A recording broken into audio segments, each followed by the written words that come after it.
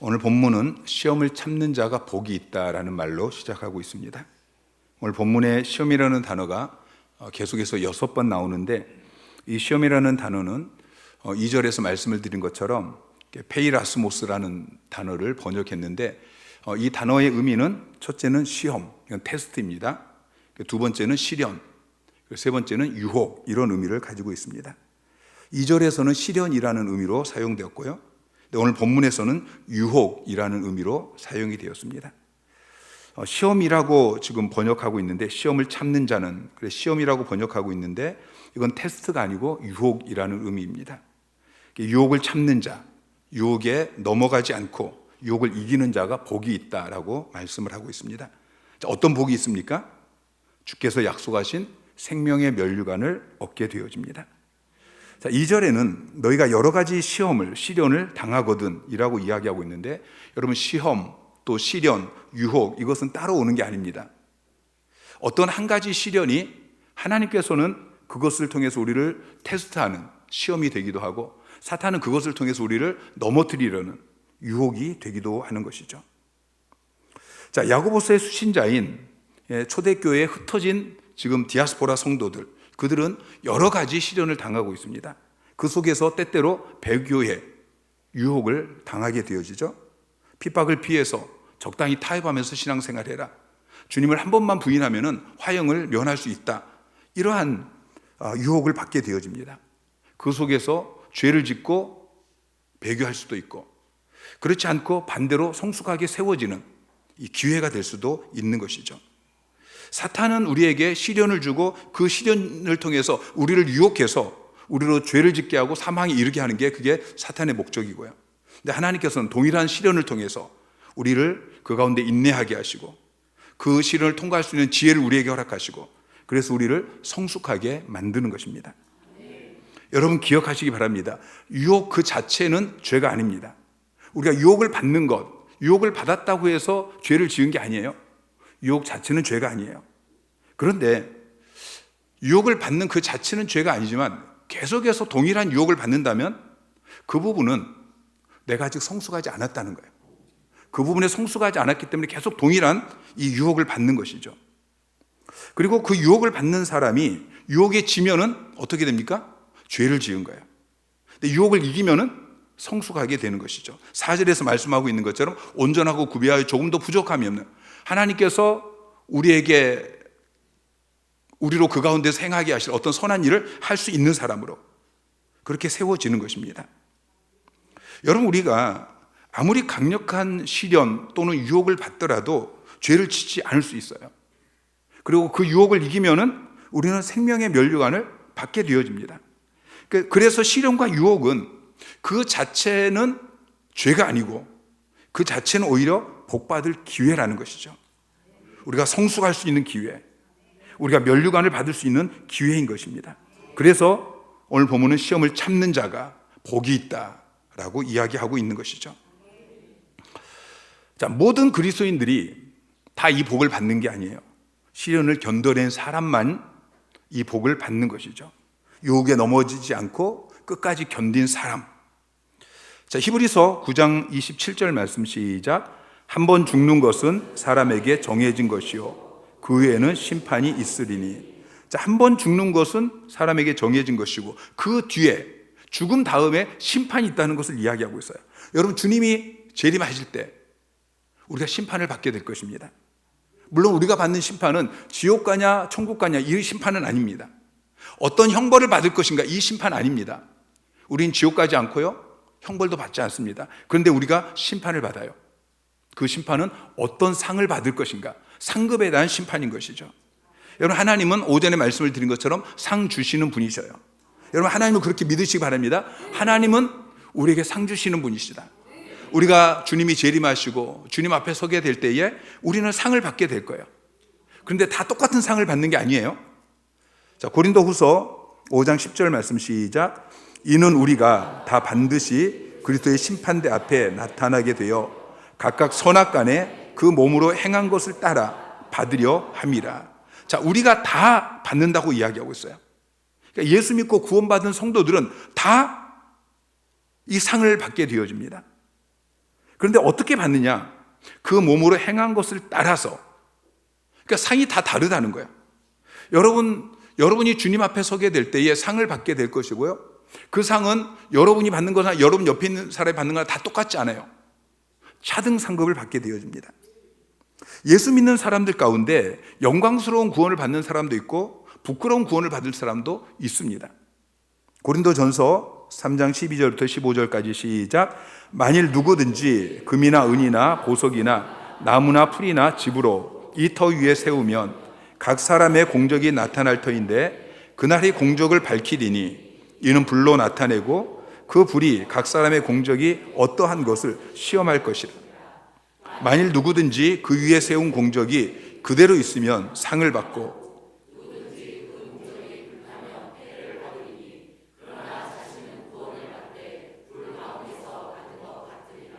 아멘. 자, 하나님께서 여러분의 공적을 시험하신다고 말씀하고 있어요. 여러분이 이 땅에서 신앙생활 했던 거, 여러분이 교회에서 봉사했던 거, 하나님을 섬기고 또 전도하고 뭐 이렇게 헌신했던 것들을 하나님께서 시험해 보신대요. 각 사람의 공적이 어떠한지 시험해 보시는데 그 공적이 불타버리는 사람이 있다는 거예요. 자, 불타버리면 이 땅에서 신앙생활을 열심히 한 것 같은데 주님이 시험할 때 그게 다 불타버리면은 그 사람은 어떻게 구원을 받습니까? 불 가운데서 받은 것 같으니라. 상이 없다는 거예요. 소돔과 고모라가 유황불 가운데 심판받을 때에 거기서 룻은 구원을 받았어요. 그런데 몸만 구원받았어요. 불 가운데서 겨우 자기 몸만 구원받은 것처럼. 우리가 주님 오실 때 구원받기는 받는데 그냥 불 가운데서 구원받은 것처럼 벌거벗은 몸만 구원받으면 안 되겠죠. 자, 디모데후서 4장 8절 말씀 시작. 이제 후로는 나를 위하여 의의 면류관이 예비되었은즉 주 곧 의로우신 재판장이 그날에 내게 주실 것이며 내게만 아니라 주의 나타나심을 사모하는 모든 자에게도니라. 자, 바울은 고백하기를 나를 위해서 의의 면류관이 예비되었다. 주님 재림하실 때 나는 의의 면류관을 받을 것이다. 그렇게 이야기해요. 근데 자기만 받는 것이 아니고 또 의의 면류관을 받을 사람이 있어요. 어떤 사람입니까? 주의 나타나심을 사모하는 모든 자예요. 여러분 주의 나타나심을 사모하고 계십니까? 여러분 정말 주님의 재림을 사모하셔요? 여러분 지난 한 주 동안 주님의 재림을 몇 번 생각하셨어요? 갑자기 대답이 없으시네. 여러분 지난 한 주 동안 주님의 재림에 대해서 한 번도 생각하지 못했다면 주님 다시 오실 때 여러분 의의 면류관 없습니다. 자, 고린도전서 9장 25절 말씀 시작. 이기기를 다투는 자마다 모든 일에 절제하나니 그들은 썩을 승리자의 관을 얻고자 하되 우리는 썩지 아니할 것을 얻고자 하노라. 자, 썩지 않을 승리자의 면류관을 얻는 사람이 있어요. 어떤 사람입니까? 이기기를 다투면서 승리하기 위해서 모든 일에 절제하는 사람.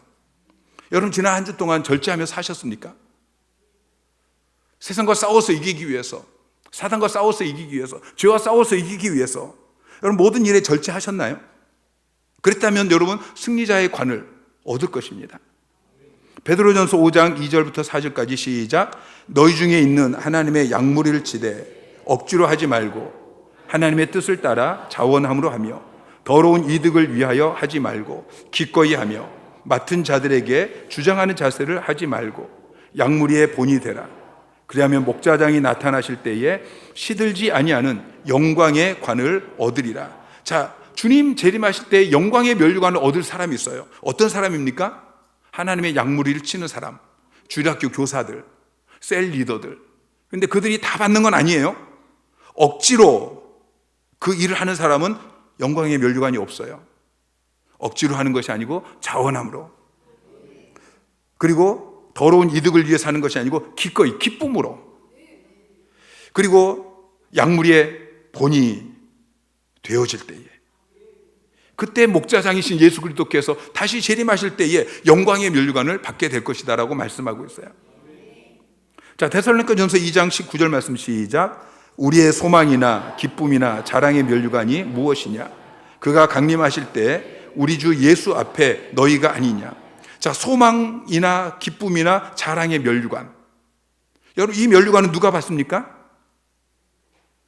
바울이 데살로니가 교회 성도들을 향해서 너희가 바로 우리의 소망의 면류관, 기쁨의 면류관, 자랑의 면류관이다 라고 이야기해요. 바울이 복음을 전해서 전도한 사람, 말씀으로 양육한 데살로니가 교회 성도들, 여러분 주님이 재림하실 때에 여러분이 전도한 사람이 그 앞에 있다면, 여러분이 말씀으로 양육한 사람이 그 앞에 있다면, 그게 바로 여러분의 이 면류관인 것입니다. 요한계시록 2장 10절 말씀 시작. 볼지어다 마귀가 장차 너희 가운데서 몇 사람을 옥에 던져 시험을 받게 하리니 너희가 10일 동안 환난을 받으리라. 내가 죽도록 충성하라. 그러면 내가 생명의 관을 내게 주리라. 죽도록 충성한 사람, 고난 가운데도 시련 가운데 인내하면서 죽도록 충성한 사람, 그 사람에게 주님께서 생명의 면류관을 주신다고 말씀하고 있어요. 미국의 스탠포드 대학의 윌터 미셀 교수가 만족 유해 실험을 했어요. 책상 위에 아이들이 좋아하는 마시멜로우를 올려놓고 그리고 4살짜리 아이에게 이야기합니다. 내가 이 마시멜로우를 지금 너에게 준다. 너는 지금 이 마시멜로우를 먹을 수도 있고, 그런데 15분 동안 먹지 않고 참으면은 내가 여기에다 하나 더 주겠다. 2개를 너는 먹을 수 있다. 여러분 600명을 대상으로 실험을 했는데 대부분의 아이는 15분을 견디지 못하고 그 하나 마시멜로를 먹어버렸어요. 15분을 기다린 아이들은 몇 명 되지 않았어요. 여러분 신앙생활이 무엇입니까? 천국을 바라보면서 오늘을 참는 것입니다. 천국에서 마시멜로 2개 먹기 위해서 이 땅에서 참고 있는 거예요. 주님이 다시 오시는 그날, 주님이 재림하실 때 여러분에게 씌워줄 의의 면류관, 승리의 면류관, 영광의 면류관, 자랑의 면류관, 생명의 면류관, 이걸 기대하고서 이 땅에서 시련을, 유혹을 참아내는 거예요. 이게 신앙생활인 것입니다. 여러분 날마다 유혹과 싸워서 이기시기 바랍니다. 그래서 주님 앞에 설 때에 부끄러움, 불 가운데서 구원을 얻은 것처럼 부끄러운 구원을 받는 사람이 아니고 정말 이 모든 면류관을 받는, 상 받는 자가 되시기를 주님의 이름으로 축원합니다. 아담과 하와는 유혹을 이기지 못했어요. 선악과를 따먹어버렸습니다. 그리고 사람 탓해요. 하나님 탓해요. 자, 창세기 3장 12절 말씀 시작. 아담이 이르되 하나님이 주셔서 나와 함께 있게 하신 여자 그가 그 나무 열매를 내게 주므로 내가 먹었나이다.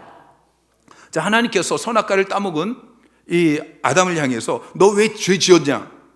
그렇게 물으니까 아담이 뭐라고 이야기합니까? 저 여자 때문에 내가 죄를 지었습니다.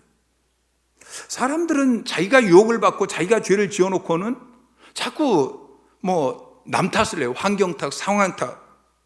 결국에는 그 배후에는 하나님 탓을 하는 것이죠. 아담이 뭐라고 이야기해요? 여자. 그냥 여자가 아니죠. 하나님이 주셔서 나와 함께 있게 한 저 여자, 하나님이 보내주신 저 여자가 먹으라고 해서 내가 먹었습니다. 하나님을 탓하는 거예요. 여러분 하나님은 우리를 유혹해서 우리로 죄를 짓게 하시는 분이 아니십니다. 자, 13절에 이렇게 이야기해요. 사람이 시험을 받을 때에 내가 하나님께 시험을 받는다 하지 말지니 하나님은 악에게 시험을 받지도 아니하시고 친히 아무도 시험하지 아니하시느니라. 여기서 시험은 테스트를 이야기하는 게 아니에요. 유혹이에요. 하나님 우리를 테스트해요. 근데 여기서 이야기하는 것은 유혹하는 분이 아니시다. 하나님은 아무도 유혹하지 않는다. 그러니까 사람이 자기가 유혹을 받고서 죄를 짓고 나서 하나님이 나를 유혹했다라고 말하지 말라고 말씀하고 있는 것입니다. 14절에 오직 각 사람이 시험을 받는 것은 자기 욕심에 끌려 미혹됨이니. 자기 욕심에 끌려서 미혹된다고 이야기하고 있어요. 여러분 왜 사람이 유혹을 받습니까? 여러분 유혹은 밖에 있는 것이 아닙니다. 물론 사탄이 우리를 유혹하는 것이 사실이지만 사탄이 아무리 우리를 유혹해도 우리가 반응을 보이지 않으면 되는 거예요. 여러분 사탄은 여러분을 억지로 끌고 갈 수 없습니다. 여러분 사탄이 나를 끌고 가는 것이 아니고 내 안에 있는 욕심이 나를 끌고 가는 것입니다. 사탄이 밖에서 유혹할 때에 우리 속에서 자극을 받고 반응을 보이는 것은 바로 우리의 욕심인 거예요. 미혹되다라는 이 헬라어 단어가 델레아조라는 단어인데 델레아조는 델레아르에서 유래되었어요. 델레아르라는 단어는 미끼예요. 미끼라는 단어에서 유래되어진 것이 이 미혹되다라는 의미입니다. 여러분, 사탄은 우리의 욕심을 자극하기 위해서 미끼를 던져요. 우리는 다 욕심을 가지고 있어요. 그래서 모든 사람들은 다 유혹을 받는 거예요. 자, 우리가 유혹을 받을 때에 마치 미끼를 무는 물고기처럼 그렇게 반응을 보이는데, 여러분, 우리가 미끼를 무는 순간 우리는 끌려가게 되어 있는 거예요. 죄에게 끌려가는 것이고 사탄에게 끌려가는 것이죠. 여러분, 낚시 좋아하시나요? 낚시를 하시는 분들은 물고기를 잡을 때에 여러분, 모든 물고기에 똑같은 그 미끼를 쓰지 않죠? 어떤 고기를 잡느냐에 따라서 미끼가 달라요. 여러분, 물고기를 잡을 때에 물고기가 좋아하는 미끼가 다른 것처럼 사람들도 다 자기가 좋아하는 미끼가 달라요. 여러분, 저는 사탄이 아무리 제 앞에다가 술을 놓고 담배를 놓고, 여러분, 저는 그것에 어떤 유혹도 받지 않습니다. 근데 제가, 그건 저의 미끼가 아니지만 저도 미끼가 있어요. 예를 들어서 목회가 성공하는 것, 또 사람들에게 인정받는 것, 이런 건 여전히 저도 아직 연약해요. 여러분, 내게 욕심이 없으면 미끼를 물지 않습니다. 내게 그 욕심이 있기 때문에 그 미끼를 무는 것이죠. 자, 15절은 이렇게 이야기해요. 욕심이 잉태한 즉 죄를 낳고 죄가 장성한 즉 사망을 낳느니라. 욕심으로 번역되어진 헬라어 단어가 에피두미아라는 단어인데, 이 에피두미아라는 단어는 그 나쁜이라는 충동, 또 욕망, 정욕, 그런데 좋은 것이 아니고 나쁜이에요. 나쁜 충동, 나쁜 욕망, 나쁜 정욕. 자, 이 나쁜 욕망이 잉태한 즉, 여러분, 아이를 뱃속에 품고 있으면 10달이 되어지면 어떻게 되죠? 그 아이가 나오는 거예요. 자, 나쁜 욕망을 생각 속에 계속 품고 있으면 거기서 죄가 태어나요. 죄를 짓게 되는 것이죠. 그리고 죄가 장성한 즉, 죄된 행동이 우리 인간의 마음과 의지를 완전히 장악해서 이 행동이 습관적이고 반복적으로 계속 행하게 될 때에 그 마지막은 사망인 것입니다. 이것이 유혹에 빠진 인간의 종말인 것이죠. 해밍웨이가 쓴 노인과 바다라는 이 소설에 보면은 산티아고라는 노인이 나옵니다. 이 노인이 84일 동안 고기를 잡는데 실패해요. 그러다가 드디어 고기를 잡았어요. 이 고기가 무려 700kg나 되어지는 엄청난 이 고기를 잡았습니다. 이 고기를 가져다 팔면은 이제 겨우내 먹고 살 수 있는 큰 돈을 벌게 되어져요. 그래서 그 잡은 물고기를 한국까지 끌고 오는데, 한국까지 끌고 오면서 계속해서 상어떼들이 공격합니다. 결국 해안에 도착했을 때 남은 것은 거대한 뼈다귀밖에 없었어요. 여러분, 이것이 유혹의 실체인 것입니다. 미끼를 문 고기가 처음에는 700kg 이 거대한 고기였지만 나중에는 뼈다귀밖에 남지 않는 것처럼 사탄의 유혹, 사탄의 미끼, 이것이 처음에는 정말 아름다워 보이고 그걸 물면 정말 행복하게 보이지만 나중에 남는 것은 뼈다귀밖에 없는 거예요. 내 아내 말고 다른 여자가 아름다워 보일 수 있어요. 여러분, 그런데 그 여자와 불륜 관계를 갖는 그 순간 마지막에 남는 게 뭐예요? 뼈다귀밖에 남지 않습니다. 결국에는 가족들이 다 깨어지고 늙어서 노인이 되어도 자식들조차도 찾아오지 않는 그런 뼈다귀 같은 삶만 남게 되는 것이죠. 여러분, 유혹의 미끼를 보지 마시고 그 안에 있는 낚시 바늘을 보시기 바랍니다. 죄가 장성해서 임하게 되어질 사망을 보셔야 됩니다. 예수 믿고 구원받아서 교회는 나와요. 그런데 밖에 나가면 그냥 미끼를 이것저것 그냥 덥석 물어버리는, 여러분, 불신자와 똑같이 살아서는 안 됩니다. 여러분 자신을 좀 잘 살펴보세요. 내가 무엇을 콱 무는지. 내가 쉽게 넘어가는 그런 미끼가 있어요. 여러분이 모든 미끼에 다 넘어지는 게 아니에요. 내가 잘 넘어가는 미끼가 무엇인지, 내가 매력적으로 그렇게 보고 있는 그 미끼가 무엇인지, 옛날에 넘어졌는데 또 넘어지는 그런 미끼가 무엇인지, 이것들을 잘 살펴보시기 바랍니다. 사탄은 미끼만 보여줘요. 그 안에 담겨있는, 그 안에 감춰져 있는 바늘은, 낚싯바늘은 절대 보여주지 않죠. 여러분, 삼손이 자기가 그 미끼를 물고 그 뒤에 자기에게 찾아올, 자기 두 눈이 다 뽑히고 모든 힘을 잃고 그리고 맷돌을 가는 이 비참한 신세가 되어질 것을 그가 미리 보았다면 삼손은 결코 그 들릴라의 유혹, 미끼를 물지 않았을 것입니다. 다윗이 자기 아들 압살롬의 반역을 일으키고 그 아들에게 쫓겨나서 맨발로 그렇게 울면서 피난길에 오르고 결국 그 아들이 그 치렁치렁한 머리채가 상수리 나무에 걸려서 죽게 되어지고 자기 자신이 내 아들 압살롬아, 내 아들 압살롬아 그렇게 대성통곡하는 모습을 다윗이 미리 보았다면 여러분, 그래도 다윗이 우리아의 아내와 간음을 했을까요? 아닐 것입니다. 미끼만 보고 그 안에 숨겨져 있는 낚시바늘을 보지 못했기 때문에 속은 것이죠. 낚시바늘을 보았다면 유혹에 넘어가지 않았을 것입니다. 16절에 이렇게 이야기합니다. 내 사랑하는 형제들아, 속지 말라. 사탄이 여러분의 생각 속에 미끼를 가지고 유혹할 때에 속지 말라고 말씀하고 있어요. 여러분, 우리가 생각이 있고 감정이 있고 의지가 있어요. 생각, 지성, 감성, 의지. 여러분, 사탄은 우리의 의지를 막 끌고 가는 게 아니에요. 사탄은 우리의 생각을 속입니다. 생각이 속으면은 감정에 충동이 일어나게 되어져요. 그래서 죄를 짓고 싶어요. 그래서 의지의 죄를 잉태하게 되는 것이죠. 아담이 어떻게 죄를 지었습니까? 뱀이 하와를 속였어요.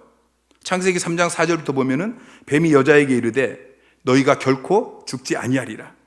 너희가 그것을 먹는 날에는 너희 눈이 밝아져 하나님과 같이 되어 선악을 알 줄 하나님이 아심이라. 여자가 그 나무를 본즉 먹음직도 하고 보암직도 하고 지혜롭게 할 만큼 탐스럽기도 한 나무인지라. 여자가 그 열매를 따먹고 자기와 함께 있는 남편에게도 주매 그도 먹은지라. 자, 사탄이 하와를 속였어요. 하나님께서는 선악과를 먹으면 반드시 죽으리라 그렇게 말씀하셨는데 죽지 아니하리라. 거기다가 더해서 너가 선악과를 먹으면은 하나님 같이 그렇게 선악을 알게 될 것이다. 지혜롭게 될 것이다. 하와가 이 생각에서 속았어요. 사탄이 이 유혹할 때에 이 생각에서 그걸 붙잡았어요. 속았어요. 생각이 속고 나니까 이제 감정이 충동이 일어나요. 그래서 6절에 보니까 먹음직도 하고 보암직도 하고 지혜롭게 할 만큼 탐스럽기도 한 이 먹고 싶은 그런 충동이 생겨요. 감정이. 그래서 결국은 의지가 그 열매를 따먹고 죄를 짓게 되어진 것이죠. 여러분, 순서를 보면은 먼저 생각이에요. 생각이 속고 그 다음에 감정이 충동을 받게 되어지고 마지막 의지가 이제 죄를 짓게 되는 거예요. 그래서 우리가 유혹에 넘어가지 않기 위해서는 제일 먼저 이 생각에서, 여러분 사탄과 싸우는 것이 여기에요. 생각 전쟁. 여기에서 이겨야 돼요. 여러분 생각에서 속지 않아야 돼요. 상담학자나 심리학자들 가운데 인지치료라는 말을 합니다. 우리의 생각을, 우리의 지성을 치료하는 거예요. 잘못된 생각이 잘못된 감정을 만들어내기 때문에 잘못된 감정을 치료하기 위해서는 먼저 이 생각의 잘못된 부분부터 치료해야 되는 거예요. 이 생각을 고쳐야 그의 감정이 고쳐지고 그 사람이 변화된다라고 보는 것이죠. 생각은 느낌을 낳고, 느낌은 행동을 낳고, 행동은 습관을 낳고, 습관은 인격을 낳고, 인격이 그 사람의 삶을 만들어내요. 그래서 그 사람의 인생을 바꾸기 위해서는 제일 먼저 해야 되는 것이 이 생각부터 치료해야 된다는 것입니다. 여러분, 예수님께서 어떻게 사단의 유혹을 이겼습니까? 여러분, 예수님은 완벽하신 하나님이셨지만 한편으로 우리와 똑같은 인간이셨습니다. 예수님께서 40일 금식하시고 사탄에게 유혹을 받습니다. 먼저 돌로 떡덩이가 되게 해서 먹으라, 이 의식주 문제에 유혹을 받았어요. 성전 꼭대기에서 뛰어내려서 천사가 수종드는 그런 모습을 보여줄라, 이 명예의 유혹을 받았어요. 사탄에게 경배하면 천하만국을 너에게 주겠다, 이런 유혹을 받으셨어요. 권력에 대한 유혹이죠. 굳이 고통스러운 그 십자가의 길을 걸어가지 않더라도 지금 당장 예수님께서 가지신 그 놀라운 능력으로 의식주의 문제 해결하고 또 명예와 권력 이것도 장악하라, 그렇게 유혹을 받는 거예요. 근데 주님께서는 이 생각에서 속지 않으셨어요. 매번 사탄이 이 잘못된 생각으로 주님을 유혹하려고 할 때에 주님은 말씀으로, 그분이 외우고 계셨던 하나님의 말씀으로 반박하셨어요. 사탄의 거짓말을 참된 하나님의 말씀으로, 진리의 말씀으로 이기신 거예요. 여러분, 우리도 시련을 통해서 사탄의 유혹을 받을 때에 속지 않아야 됩니다. 사탄이 잘못된 생각을 집어넣을 때에 즉시 그 잘못된 생각을 하나님의 말씀으로 바꾸셔야 돼요. 다윗은 이렇게 고백합니다. 시편 119편 9절에 청년이 무엇으로 그의 행실을 깨끗하게 하리이까? 주의 말씀만 지킬 따름이니이다. 하나님의 말씀을 지킬 때, 하나님의 말씀을 우리가 부지런히 읽고, 하나님의 말씀을 부지런히 듣고, 하나님의 말씀을 부지런히 외우고, 그리고 늘 우리의 생각 속에 하나님의 말씀이 가득할 때 사탄이 어떤 그 거짓말로, 미끼로 여러분을 유혹하더라도 그 말씀으로 여러분이 그 말씀만 붙들 때, 그때 여러분의 행실이 깨끗할 수 있는 것이죠. 자, 16절 17절 말씀 시작. 내 사랑하는 형제들아 속지 말라. 온갖 좋은 은사와 온전한 선물이 다 위로부터 빛들의 아버지로부터 내려오나니 그는 변함도 없으시고 회전하는 그림자도 없으시니라. 내 사랑하는 형제들아 속지 말라. 여러분, 사탄의 속임에 넘어가지 마시기 바랍니다. 욕심에 이끌려서 이 미끼를 물면은 좋은 것을 얻을 것이다. 사탄의 속임수에 여러분 넘어가지 마시기 바랍니다. 모든 좋은 것은 사탄에게서 오지 않습니다. 모든 좋은 것은 어디서 옵니까? 하나님에게서부터 옵니다. 하나님께서 저와 여러분에게 예수 그리스도를 보내주셨습니다. 예수 그리스도를 통해서 우리의 모든 죄가 사함받게 되어지고 우리가 구원받아 하나님의 자녀가 되었습니다. 로마서 8장 32절에 보면 아들을 아끼지 않고 우리 모든 사람을 위해 내주시니가, 하나님께서 자기 아들만 주신 것이 아니고 그 아들과 함께 모든 것을 우리에게 주신다고 말씀하고 있어요. 우리에게 성령도 선물로 주셨어요. 성령께서 우리 안에 내주하시면서 모든 상황 가운데서 우리를 가르치시고 우리 인도하시고 공급하시고 상담해 주시고 위로해 주시고 성령의 열매도 주시고 성령 은사도 우리에게 주시는 것입니다. 날마다 필요한 은혜를 베풀어 주시고 우리가 기도하면 하나님이 들으시고 응답해 주시고, 여러분, 온갖 좋은 은사와 온전한 선물이 다 하나님에게서부터 나오는 것이지 욕심을 자극하는 이 유혹, 여기서 나오는 게 아니라는 것을 기억하시기 바랍니다. 여러분, 유혹을 물리치시고 승리하시기 바랍니다. 말씀으로 무장하고 싸워서 승리하십시오. 유혹을 이기고 하나님이 주시는 그 참된 복을 받아 누리는 여러분 되시기를 주님의 이름으로 축원합니다.